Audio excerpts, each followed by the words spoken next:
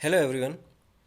In this video, I am going to tell you the concept of three-dimensional principal stress and directions.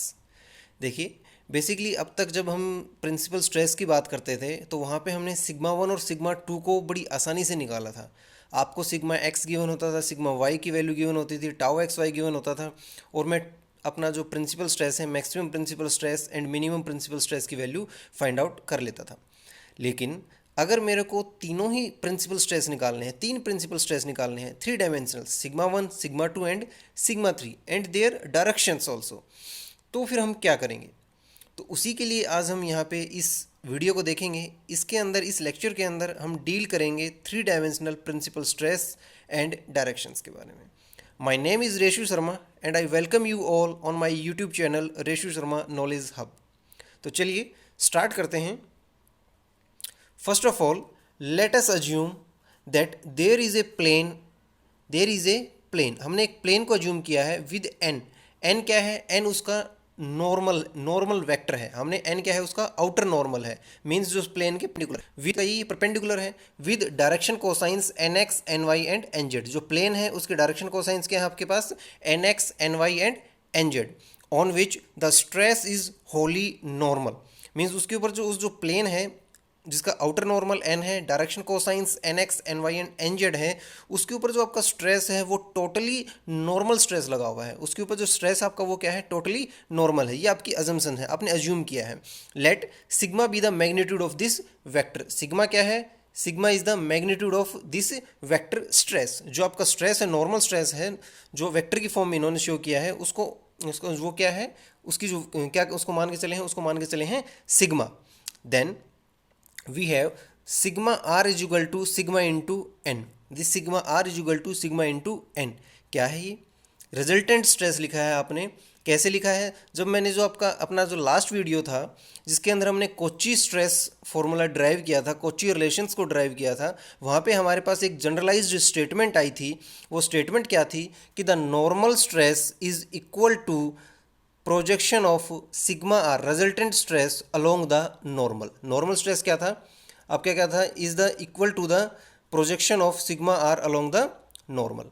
Then this sigma R comes out to be sigma into N. This sigma R is equal to sigma into N. Now the components along X Y Z axis are. अगर मेरे को यही component अपने X Y Z axis के along आपको अगर मेरे को निकालने हैं तो this sigma R X is equal to sigma into N X, sigma R Y is equal to sigma into N Y and sigma R Z is equal to sigma into N Z. मैं तीनों लिख सकता हूँ।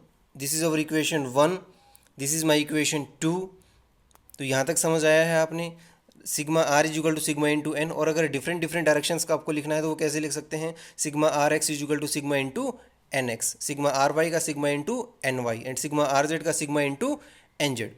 देखिए, अगर मैं बात करता हूँ from the Cauchy stress formula, देखिए मैंने बोला था जब कोची स्ट्रेस फॉर्मूला जो हम स्टडी कर रहे थे कि ये काफ़ी इंपॉर्टेंट है, क्योंकि फर्दर जितने भी डेरिवेशंस होंगे वहाँ पे कहीं ना कहीं ये कोची स्ट्रेस फॉर्मूला हमारा बेस बन के बैठा होगा। तो जिन्होंने भी कोची स्ट्रेस फॉर्मूला का वीडियो नहीं देखा है कि वो कैसे आए हैं, कैसे ड्राइव हुआ है, वो देखना चाहते हैं तो वीडियो को देख सकते हैं, जो कि हम ऑलरेडी लास्ट लेक्चर में दे चुके हैं। तो देखिए, जो हमारा कोची स्ट्रेस फॉर्मूला है वो उसका जो रिजल्ट था वो क्या था? कि sigma R X is equal to N X into sigma X plus N Y into tau x Y plus N Z into tau x Z. तो ऐसे ही सिमिलरली हमने लिखा था सिग्मा आर वाई और सिग्मा आर जेड। तो हमारे पास this is our equation three. मैंने इसको इक्वेशन थ्री नाम दे दिया है। क्या है मेरी? Kochi stress formula. Kochi stress formula से मेरी ये इक्वेशन आई है। अब हमने क्या किया? Now we subtract equation two from equation three. Equation two को सब्ट्रैक्ट कर दिया कहाँ से? इक्वेशन थ्री से। देखिए, आपकी जो इक्वेशन टू थी वो क्या है? सिमिलरली अलग अलग डायरेक्शंस की है कि sigma R X is equal to sigma into N X, sigma into N X. ये आपकी क्या है? सिग्मा आर एक्स की वैल्यू थी। सिमिलरली सिग्मा आर वाई की वैल्यू है और सिग्मा आर जेड की वैल्यू है। मीन सब्ट्रैक्ट करना है। तो जब मैं इन इक्वेशंस को आपस में सब्ट्रैक्ट करूँगा तो देखिए, जैसे ही सब्ट्रैक्शन आएगा कि इक्वेशन टू को सब्ट्रैक्ट किया हमने कहाँ से? इक्वेशन थ्री से, तो आपको क्या मिलेगा? कि जो आपकी एन एक्स की दोनों के अंदर टर्म है उसमें क्या है? एन वाई की टर्म है और वहाँ पे क्या है? एन जेड की टर्म है। तो आपकी जो रिजल्ट आएगी, रिजल्टेंट इक्वेशंस आएंगी वो क्या आएंगी, sigma X minus sigma into N X plus tau x Y into N Y plus tau x Z into N Z is equal to zero. तो जो तीन इक्वेशंस थी, तीनों ही इक्वेशंस यहाँ पे आपको फिर से मिल जाएंगी। इसको मैंने नाम दे दिया क्या, इक्वेशन 4।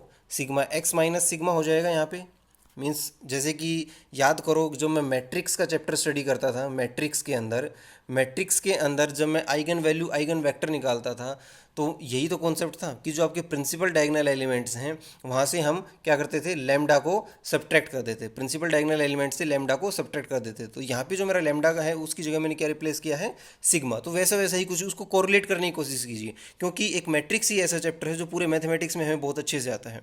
तो इसमें क्या है कि पूरा का पूरा जितना भी एनालिसिस है ये वैसे तो वेक्टर के थ्रू होता है, बट यहाँ पे हम इसको मैट्रिक्स के थ्रू करने की कोशिश करेंगे ताकि ये कॉन्सेप्ट ईजी हो पाए हमारे लिए। देखिए, we can view the above set of equations as three simultaneous equations involving the unknowns N X N Y and N Z. हमारी क्या है, ये तीन साइमल्टेनियस इक्वेशंस हैं।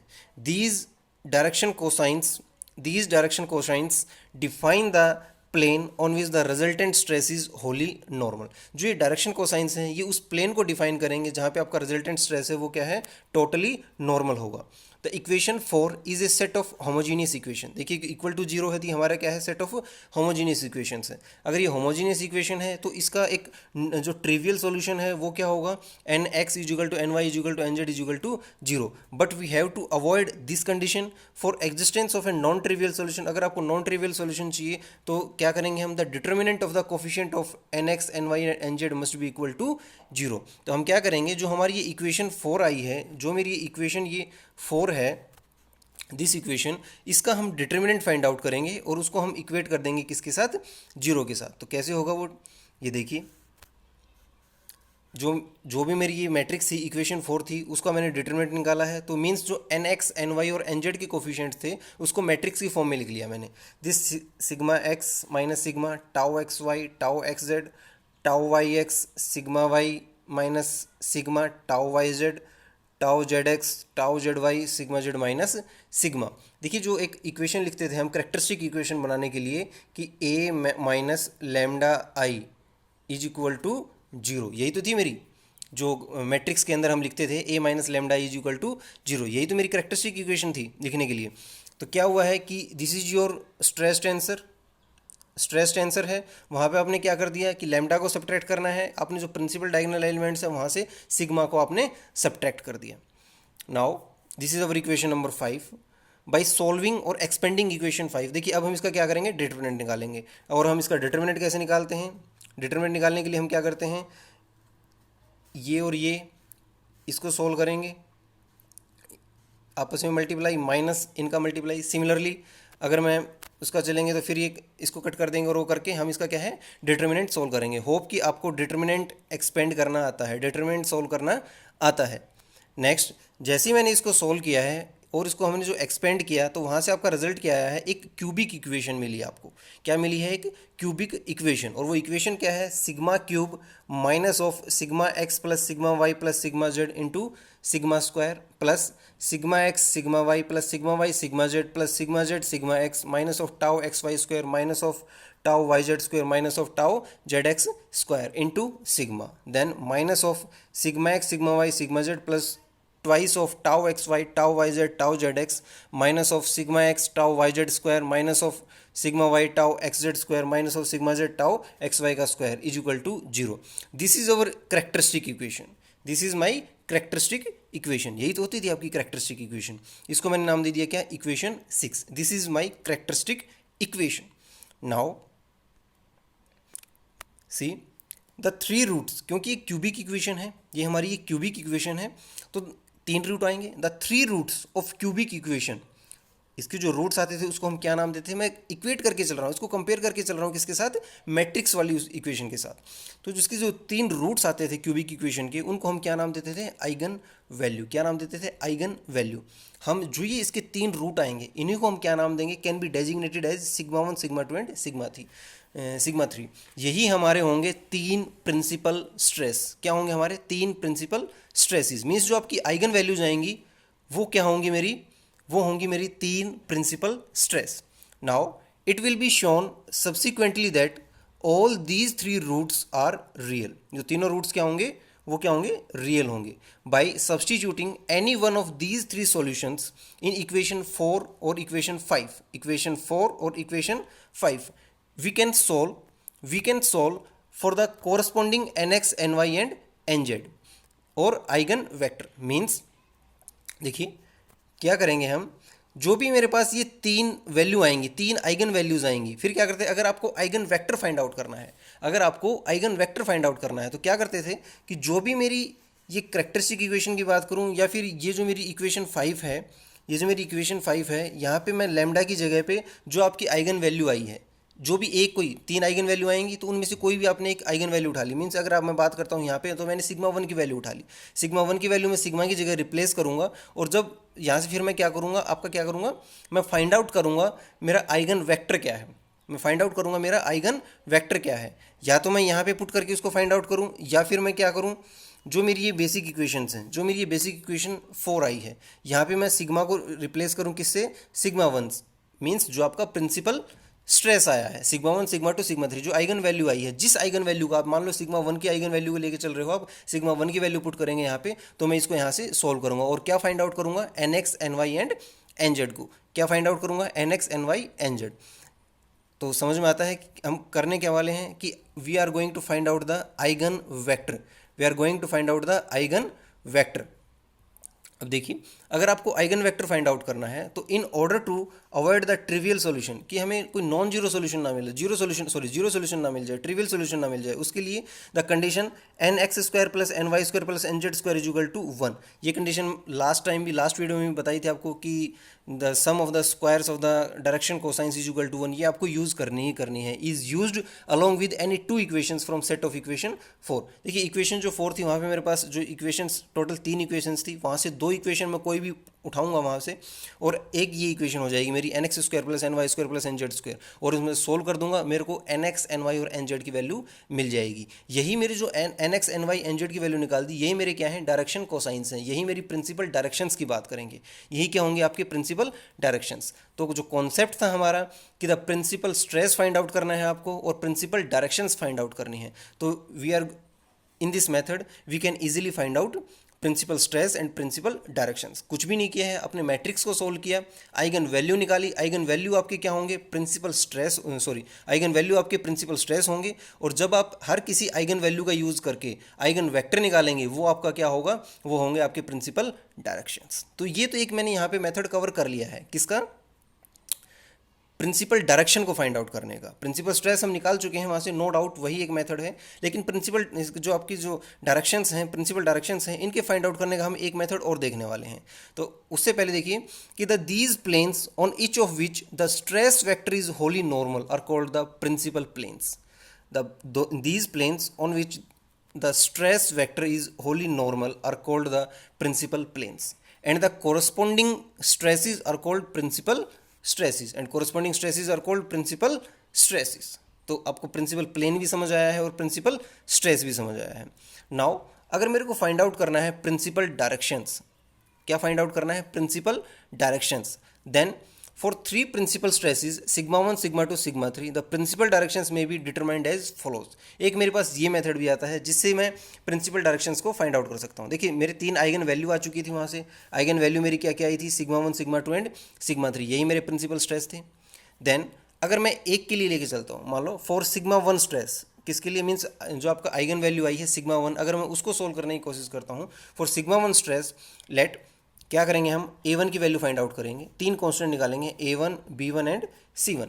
फर्स्ट स्ट्रेस सिग्मा 1 के लिए, तो A1 की वैल्यू क्या हो जाएगी मेरी, sigma y minus sigma 1 tau Y z upon tau Y z sigma Z minus sigma 1। Similarly अगर मैं B1 की वैल्यू फाइंड आउट करूंगा तो B1 क्या है कि हमने इसको डिटर्मिनेंट को ही ओपन किया है, क्या किया है हमने, डिटर्मिनेंट को ओपन किया है, दिखाऊंगा अभी आपको, पहले इसको देखिए आप। B1 की वैल्यू क्या है, minus of tau x Y tau Y z upon tau x z sigma Z minus sigma 1। Now C1 की वैल्यू क्या है, tau x y sigma Y minus sigma 1 tau x Z tau Y z. देखिए अगर मैं बात करता हूँ A1 की वैल्यू, A1 की वैल्यू क्या है आपकी, अब A1 की वैल्यू देखिए इस मैट्रिक्स से, यहाँ से अगर आपको A1 की वैल्यू फाइंड आउट करनी है तो आप A1 की वैल्यू कैसे निकालेंगे, जैसे आप डिटर्मिनेंट एक्सपेंड करते हैं, तो ये जो वैल्यू बची है ये किसकी है, A1 की वैल्यू, क्या वैल्यू है ये आपकी A1 की वैल्यू है। अगर आपको B1 की वैल्यू फाइंड आउट करनी है तो देखिए जो आपकी B1 की वैल्यू है वो B1 की वैल्यू क्या है, माइनस ऑफ, मीन्स जो आपकी जब सेकंड टर्म लेके चलते थे वहाँ भी डिटरमिनेंट एक्सपेंड करने में माइनस आता था, तो आपने वही किया है, tau x Y tau Y Z, tau x Y tau Y z. तो देखिए tau x y and tau Y z. अब जैसे सॉल्व करेंगे हमें डिटरमिनेंट निकालना है, इसके लिए माइनस ये आपने कर दिया, और यहाँ से क्या निकलेंगे, tau Y x tau Y Z tau Z x and sigma Z minus sigma. तो यहाँ से देखेंगे आप तीनों क्या है, जो जैसे ही हमने डिटरमिनेंट एक्सपेंड किया है उसका रिजल्ट आया है A1 B1 एंड सिमिलरली किसका, C1 का। सिमिलरली किसका आएगा, C1 का। C1 में भी क्या कर देंगे, जो आपका जो जैसे कि आपके मैट्रिक्स हैं 9 एलिमेंट्स हैं, तो दिस एंड दिस, तो इनका जो आपका समीशन है, जो इसका जो रिजल्टेंट है, इसका जो सॉल्यूशन है वो क्या आ जाएगा, आपकी C1 की वैल्यू आ जाएगी। लाइक जैसे डिटरमिनेंट को हम एक्सपेंड करते थे, वही आपके वो जो आपके जो कोफैक्टर आते हैं उन्हीं को हमने क्या किया है, A1 B1 एंड C1 की वैल्यू फाइंड आउट की है। जो सेकंड टर्म के जब एक्सपेंड करते थे तो वहाँ पे नेगेटिव साइन आया था, तो वो मैंने यहाँ पे नेगेटिव साइन यूज़ किया है। तो मैं एक सिग्मा 1 के लिए कर सकता हूँ। सिमिलरली अगर आप चाहें कि मैं सिग्मा 2 के लिए फाइंड आउट करूँ, सिग्मा 2 के लिए फाइंड आउट करूँ, तो जो भी मेरी ये करेक्टरिस्टिक इक्वेशन है वहाँ पे जो मैट्रिक्स बनी है वहाँ पे मैं सिग्मा की जगह क्या रिप्लेस कर दूंगा, सिग्मा 2। ऐसी वहाँ पे वैल्यू निकालूंगा A2 B2 and C2। Similarly हम फाइंड आउट करेंगे किसके लिए, सिग्मा 3 के लिए, तो वैसे क्या मिलेगा आपका A3 B3 एंड C3। इतना होने के बाद फिर हम क्या करेंगे, then we are going to find out the direction cosines. Now nx1 means sigma 1 की मैं बात कर रहा हूँ, तो उसके लिए मैंने क्या फाइंड आउट किया है, nx1 ny1 एंड nz1। उसकी वैल्यू कैसे आएगी, nx1 is equal to A1 divide by under root of A1 square plus B1 square plus C1 square. Similarly ny1 निकालना है आपको, तो B1 divide by under root of A1 square plus B1 square plus C1 square. Similarly अगर आपको nz1 की value निकालनी है तो C1 upon A1 square plus B1 square plus C1 square. Similarly the direction cosines for other stresses can be determined. अगर आपको sigma 2 के लिए वैल्यू निकालनी है तो सिग्मा 2 की अगर वैल्यू निकालनी है तो आपका रिजल्ट क्या जाएगा, nx2 की वैल्यू कैसे निकाल देंगे आप, अगर वहाँ पे आप इसको सिंबल देके चले हैं A2, तो divide by under root of A2 square plus B2 square plus C2 square. तो ये था मेरा concept principal stress and principal directions को निकालने का। अगर आपके पास क्वेश्चन आ जाता है, मीन्स न्यूमेरिकल पार्ट आ जाता है कि आपको फाइंड आउट करना है कि the principal stress and principal directions, तो in this method we can easily find out. अगर आप लोगों ने किसी ने मैट्रिक्स थोड़ा सा हाथ तंग है तो प्लीज़ आप जाके उसको रिवाइज कर लें, ताकि ये पार्ट आपको एडवांस फॉर्म का डील करने में दिक्कत ना आए। अदरवाइज तो क्या है कि मोस्टली बुक्स जो हैं वो आपको एनालाइज कराती हैं इसको वेक्टर फॉर्म में, बट मैं जानता हूं कि वेक्टर फॉर्म थोड़ी सी डिफ़िकल्ट पड़ती है, बट मैट्रिक्स हम बहुत अच्छे से जानते हैं। मैट्रिक्स ही एक ऐसा टॉपिक होता है जो हमें मैथमेटिक्स के अंदर अच्छे से आता है, चाहे आपकी वो 12th क्लास हो, चाहे वो आपकी बीटेक हो। तो इसलिए इस एनालिसिस को हम लेके चले हैं वो मैट्रिक्स मेथड में लेके चले हैं। आपको ये ध्यान रखना है, ये भी एक काफ़ी अच्छा लेक्चर है। अगर इस वीडियो को आप देख पाएंगे, अच्छे से समझ पाएंगे, तभी एक जो नेक्स्ट कॉन्सेप्ट लेके आएंगे नेक्स्ट लेक्चर में, जो नेक्स्ट वीडियो लेके आएंगे वो लेके आएंगे हम स्ट्रेस इनवेरिएंट्स का। वो यहीं से स्टार्ट होगा, आपकी करेक्टरिस्टिक इक्वेशन से ही स्टार्ट होगा। तो तब तक के लिए इस वीडियो को आप देखिए। होप ज़्यादा कोई डिफ़िकल्ट नहीं था, अच्छे से समझ आया होगा। अगर आप लोगों को ये वीडियो अच्छा लगा है तो प्लीज़ इसे लाइक करें, शेयर करें और हमारे चैनल को सब्सक्राइब करना ना भूलें। Thank you very much.